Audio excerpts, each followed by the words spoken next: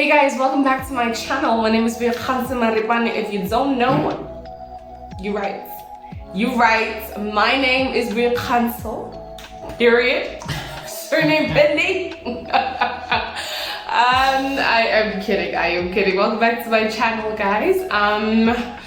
For those of you who don't know who this fallen piece of chocolate sitting right next to me, this is my husband. She got she got married. That's how long it's been. I don't went and got me a husband. This is my husband, Tsungai.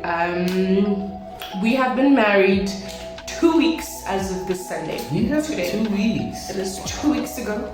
Wow. In a good way. In a good way. Feels like it's been going on for a while. I like it. Okay. I like it too. Yeah, so this is really a intro video about us. How we got to where we got. Yeah, you wanna introduce yourself? Yeah. So apparently I'm Sondai. Turvache. Yeah. That's funny. Yeah. Just go to his YouTube page. You will see why. Yeah, that's who I am. I am her husband. That is my call to fame. Hey. Yeah. We're on Tinder, and a couple years ago. Yeah. A couple years ago. And I didn't think I would meet my husband on Tinder. How wild was that? We met on Tinder, and you know, when we met, I was in a weird space in terms of, Tinder's exhausting, you know, and you can't be on Tinder for a long time. And so I was about to delete my account like real soon. And then I started talking to this person, and I was like, if this sucks, that's it, I'm done. Came in the nick of time. Yeah. We met on Tinder. He asked me out on a date, and here we are. We got married on the 21st of March. This year. Our wedding day was, how was your wedding day? Yo. It was good. It was a nice ceremony. You thought I wasn't gonna bitch. I was scared for a second there, you know. I was late. It was getting late. Wasn't my fault. Let me tell you what happened. Right, last year we started our Mahadi Lobola negotiation things. Right, June last year. And because of COVID, you can't carry on as usual. Yeah. You know what I mean? And as Black people, we know that when we get married, we get married. Even though he and I had always wanted a small anyana, you know, something that would just be close people around us. But you know, when there's family, I think we really got to learn that whole their marriage, our wedding thing. So because of COVID, we were supposed to, on the day of our wedding, that morning, the uncles were finalizing our traditional marriage, our Mahadi thing. Yeah, the bride price stuff. So they were finishing that off. While they're finishing that off, I'm supposed to be getting ready because I'm having my ceremony, you know, that same day. And so I was at my mom's that weekend, and firstly, people were late. The delegates were late, which affected things, and like both sides of our families were late. Like Well, we wait, yeah. Anyway, people were late. My mom decided to go and do things, like the things that she was just like, these need to be done right now, today. She was running around to the store the morning of my wedding. My friends were late. They were supposed to come, because I was at my mom's, they were supposed to come like in the morning and we get ready and whatever. They were late, but I was on time. I had started getting ready at a decent hour because I knew that I didn't want to rush. I wanted enough time because I was doing my hair and my makeup myself, and so I didn't want to rush. I just wanted to be at peace. But yeah, it was stress, and we managed. I remember there was a time where I think he called one of my friends, Elizabeth, and he was like, dude, the pastor's like, get your butt over here or else you're going to Home Affairs. I was at the church one time. Yeah, so he is waiting and I'm there, people are busy opening, and I'm like, guys, we need to leave, you know? And then it's a thing of like, oh no, but you can't just leave. You need to come out properly. Yeah. You know? So it's like you come out, people are singing, ililis. That's how I'm like, can you do this after church? Yeah, I saw the photos of the coming out thing later. I was like, this was excessive. Wasn't excessive. You just have to walk to the car. No, it's not how you do it. No, that's not how you do it. It's not how you do it. So, you know. Yeah. It was that, and then we get to the church. People didn't want to get into the church.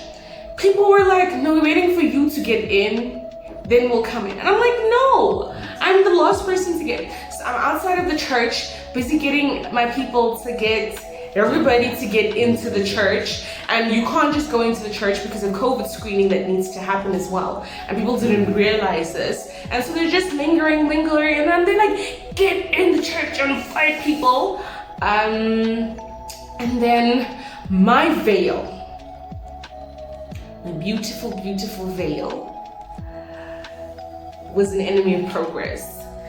So the bottom of my veil had some like decals, and my dress also had some.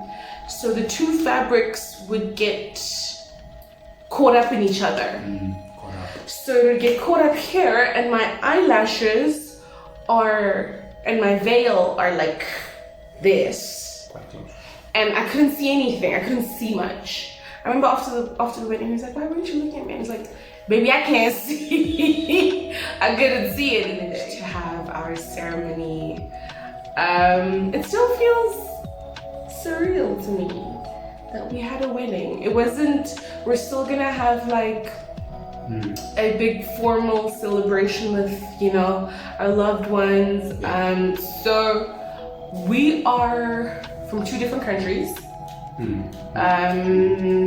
And so a lot of his family could not make it for the wedding because of traveling, COVID things. So once things settle down, we plan on having, you know, something for everybody. I'm just glad that we're married. I think that's where the weeks leading up to the wedding, were so stressful for both of us, and we just wanted to be married. The process leading up to it is just, there's a lot that you're going through, a lot of conversations, a lot of family stuff, a lot of tradition and culture things, and that's before you even start planning the actual day. So it's like, by the time you get there, you're like, okay, I just hope everything goes well. The food is nice. Don't want to hear nothing about the food. Yeah. And you know, this is what you'll be thinking, and you're trying to get there. Generally. So yeah, it does sometimes just hit you out of the blue that, yo, I'm married. Not gonna have a whole wife, you know. It's great. I love it. Same. One thing I learned during our process is that first, it's not one size fits all. People who have gone before you might want to be like, hey, no, don't worry, you know, this is what happened with me, this is what's gonna happen with you. And it's like, it's different. I think the difference is that firstly, we come from 2 different cultures. Mm-hmm. It's already so much drama when people from like 2 different cultures come together, but 2 different countries, you know? Yeah. So the way they do things and the way we do things is different. And so it was a lot of trying for the 2 literally to become one. Yeah. For people to, I think we also learned that not everybody is going to be, you can't please everybody. You either, everybody's gonna be pleased and happy and you're not, or vice versa, or some people, whatever it is. And I think for me personally, I learned to let go of that like Hollywood mentality of, you know, the bridal glow and weddings are stressful. Yeah, they do that differently. Weddings are stressful, you know. And I think for me, I was being so hard on myself because I'm like, this is supposed to be one of the most happiest times of my life, but I'm stressed, I'm sick, I am overwhelmed, I am anxious, I am, you know, I felt bad for not feeling like somebody who's going to get married. And literally the day after a wedding, I could see and I could feel everything that was on the wedding, that was on me because of the wedding, had literally fallen off. I felt lighter. My skin looked better. We were good. Yeah, you know, like you get past that and you're like, okay, no, this is reality now, and we are where we've wanted to be. You know, something that's, it's like that quote that you see sometimes. You know, like sometimes you just gotta stop and realize that the thing that you've been praying for and hoping for is here. Like you're living it. That's true. And the day after it was like, oh, this is us. You know, it's like this is us. And it's so weird. Like immediately everybody seems nicer. People's moms, people's aunts, and I'm like, what was that about? You get treated differently. Mm-hmm. Yeah, there's like a switch that just gets flipped, and it's like, hey, Sunny. I'm like, yeah, hi. I mean, on the night of our wedding, because after we had the ceremony, we didn't really have a reception. We had more of a lunch situation, and then afterwards we all went back to my mom's to hang out and stuff. We were beat. Okay, I don't know what these Hollywood movies be talking about, how wedding night y'all all like no. I don't know, it's for sleep. I was sleep. I could not sleep the night before. I was up, and because I was with my mom and my aunt, and they were like fast asleep, and I was just there like sitting like down. The night of that night, we were beat, you know, and so my mom was just like, why don't you guys leave in the morning? Leave in the morning, stay over. It's late. We don't want you, you know, driving late. It's curfew and whatever. And Mance was like, no, I'm trying to go home, you know? And I could just be like, sorry, my husband wants to go home. And can't nobody tell me nothing. Yeah. We going home. People definitely treat you differently. But you feel different sometimes, right? Yeah. A little bit.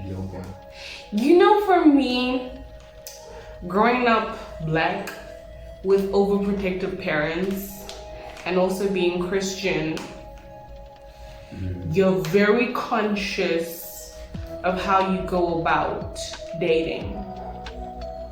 You know, firstly, it takes a really long time. For me, it took a very long time for me to be comfortable enough with my family to be like, hey, I have a first man that I'd like formally introduced to my family, you know, and even that, I felt like a little schoolgirl, like, you know, and being married, I feel like I can be comfortable in my relationship, you know, especially also when you're Christian, like you're very conscious of like, we need to be appropriate, we need, you know, you can't just be some I love being married to this guy.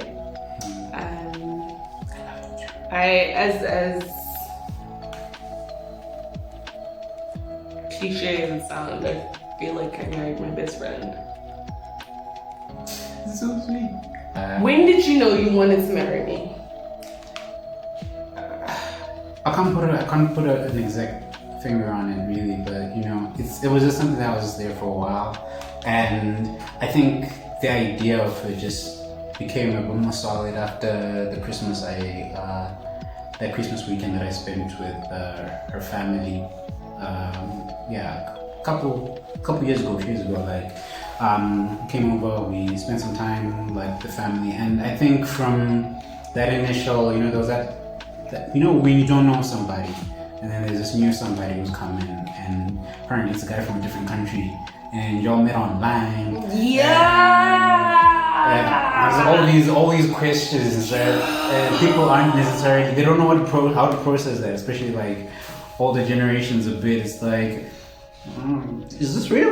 Is this real? So then they meet you, you see each other, you get to hang out, then you start realizing, it's just we're people, we're cool, we can hang, we can relate, we have so much more in common anyway than stuff that might make us different or anything like that. So I think from that moment on, I realized that I could be comfortable with her family, especially in that social setting, and just generally that just like really opened the door to the possibility that I knew this was gonna this was it. She was it for me.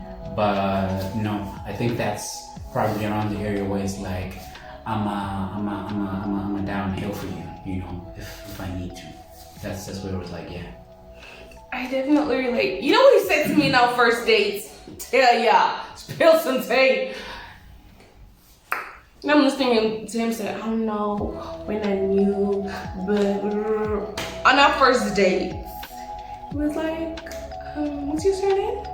And I told him, and then he was like, oh, so your initials won't have to change. And I was like, and then he comes back and he's like, so is this the story we'll be telling 3 years from now, you know, when we're married? And I'm like, speaking, you know, but at the time I was like, because I'm gonna be real with y'all, I did not see this happening on our first dates. On our first date, when we had been texting prior to our first dates, I was like, this guy's really cool. Cool guy. And when you need more? No, I'm cool. I'm done. And then when I left our first dates, and I was like, you'd be a really great friend, you know, and you like catch feelings. A smart man knows that you gotta clear the field so that the woman knows that there is space for this. Okay, I don't know when I'm coming back to it, but I just want you to know that there is a field called marriage somewhere in the future. I'm gonna come back and plant the seeds, but just know that this field is here right now, even though I just met you. Which is also really important for me because I don't want to date just for the sake of dating. Yeah, there's no fun in that. You know, and I think it's something I made very clear to him from the beginning, and wanting to understand what does he want out of this.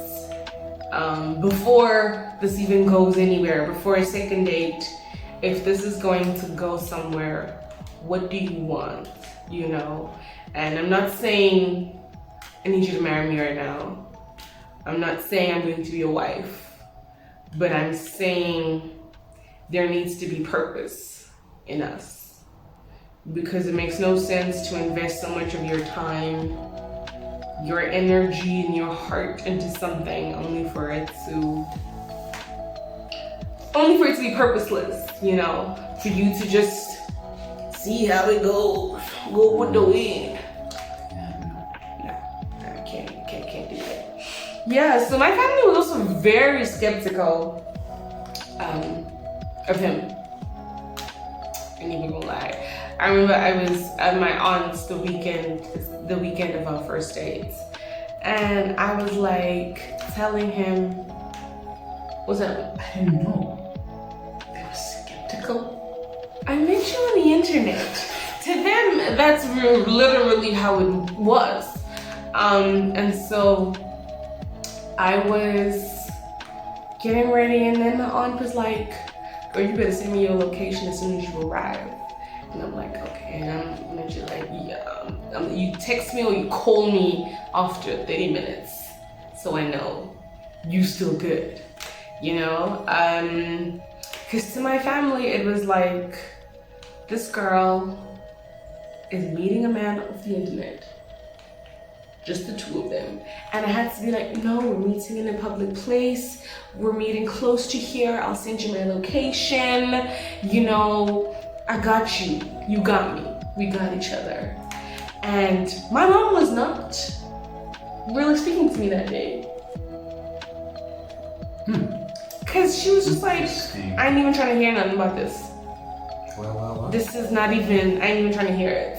And when I came back, I was telling my aunt, and then she was like, okay, but that was just a date, right? Like, nothing's gonna come out of it, right? And I'm like, we'll see. We'll see. I don't think they know. Little do they know. Bruh. And now my family loves it. This is my husband.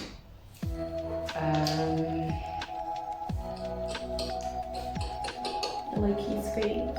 I like her. I like his face. I like his ring a lot. Like sometimes I look at his hand and I'm like, we really did it, Joe. We done did it. It's a nice ring. He told me I gave him a grandpa ring. I did not say that. He at church. Tell you. I said it was almost At a church. grandpa ring. Almost. I had just put a ring on it. Almost. Right? I used the word almost. And he was like, Almost. you got me a grandpa ring. And I'm like, I said this was almost a grandpa ring. which grandpas are you seeing? Almost. This thing has like little details, and you know, in the light you can see that it's got like this thing. And I'm like, which I specifically like went shop to shop trying not to get you a grandpa ring. Because these jewelry stores just be selling grandpa rings. I should have gotten him a big old thick thing. Because I just don't want parents. would you have though? I would have.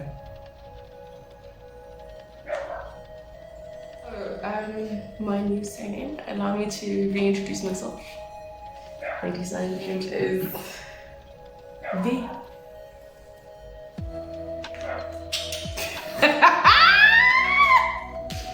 My name is Handsome Maranduria. Hey! Yeah. Come on now! Say like you mean now. Come on now. Thank you guys so much. Subscribe to his channel. He does weird stuff. For watching, don't forget to like and subscribe to both of our channels. I will put the link to his channel down below.